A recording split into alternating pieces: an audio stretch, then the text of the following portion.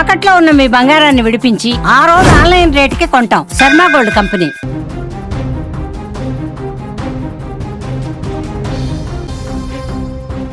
ముప్పై 35 టన్నుల బరువుండే 16 టైర్ల భారీ ట్యాంకర్ సృష్టించిన బీభత్సం భయాందోళనకు గురిచేసింది.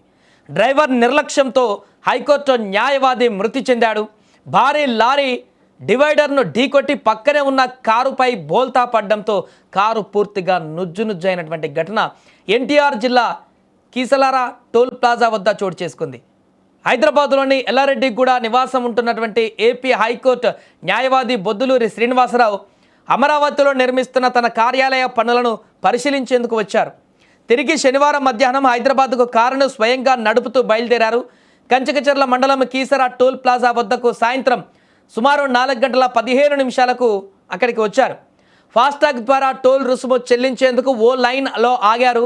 ఆ సమయంలో వీటీపీఎస్ నుంచి ఫ్లై యాష్ నింపుకొని జగ్గయ్యపేటలోని కేసీపీ సిమెంట్స్కు 35 టన్నుల బరువు ఉండేటువంటి 16 టైర్ల భారీ ట్యాంకర్ లారీ బయలుదేరింది. అతివేగంగా వచ్చిన ట్యాంకర్ టోల్ ప్లాజా వద్దకు రాగానే అదుపు తప్పింది. డ్రైవర్ నియంత్రించలేకపోవడంతో అక్కడి డివైడర్ను ఢీకొట్టి పక్కన ఉన్న శ్రీనివాసరావు కారు పైన లారీ మొత్తం కూడా పడింది. దీంతో కారు పూర్తిగా ట్యాంకర్ కింద నలిగిపోయింది. అయితే ట్యాంకర్ కిందనున్న కారును బయటకు తీసేందుకు పోలీసులు చాలా కష్టపడాల్సి వచ్చింది. 4 క్రేన్లు 2 జేసీబీలతో అతి కష్టం మీద బయటకు తీశారు. కారు మొత్తం ధ్వంసమైంది. దాన్ని నడుపుతున్న న్యాయవాది స్టీరింగ్కు అతుక్కుపోయాడు. కారులో ఆయన ఒక్కరే ఉన్నట్లు గుర్తించారు. శ్రీనివాసరావుకు భార్య, కుమార్తె ఉన్నారు. హైదరాబాద్లోని హిమాయత్ నగర్లో శ్రీనివాసరావు కార్యాలయం ఉండగా అమీర్పేట సమీపంలోని ఎల్లారెడ్డిగూడలోని మూర్తి ఎంక్లేవ్లో నివాసం ఉంటున్నారు. ఉమ్మడి ఆంధ్రప్రదేశ్ హైకోర్టులో ప్రాక్టీస్ చేశారు. 2 రాష్ట్రాలు ఏర్పడ్డాక 2 తెలుగు రాష్ట్రాల హైకోర్టుల్లోనూ ప్రాక్టీస్ చేస్తున్నారు. ఆయన మృతదేహాన్ని నందిగామలోని శవాగారానికి తరలించారు. ట్యాంకర్ డ్రైవర్ తమిళనాడుకు చెందిన జేవిఆర్ ఆంటోనీ స్వామిని పోలీసులు అదుపులోకి తీసుకున్నారు. బ్రేకులు విఫలమవడంతోనే ప్రమాదం జరిగిందని డ్రైవర్ వెల్లడించినట్టుగా తెలుస్తుంది. మరోపక్క ప్రమాదానికి కారణమైనటువంటి భారీ ట్యాంకర్ పైన తమిళనాడులో 25 వరకు చలాన్లు ఉన్నాయి. వీటిని చెల్లించినట్లు పోలీసులు చెప్పారు. సామర్థ్యానికి మించి బరువుతో రవాణా చేయడం, క్యాబిన్పై జనాన్ని కూర్చోబెట్టడం, నెంబర్ ప్లేట్లు సరిగా లేకపోవడం, రాంగ్ రూట్లో నడపడం, డ్రైవర్ యూనిఫామ్ ధరించకపోవడం వంటి ఉల్లంఘనలు ఉన్నట్లుగా గుర్తించారు. తెలంగాణలో 5 చలాన్లు ఉండగా అవన్నీ కూడా పెండింగ్లో ఉన్నాయి. ఏదేమైనా కూడా ఒక లారీ చేసినటువంటి బీభత్సం, అమాయకుడైనటువంటి ఏ పాపం తెలియనటువంటి తన ప్రాణాన్ని పోగొట్టుకోవాల్సిన పరిస్థితి ఏర్పడింది.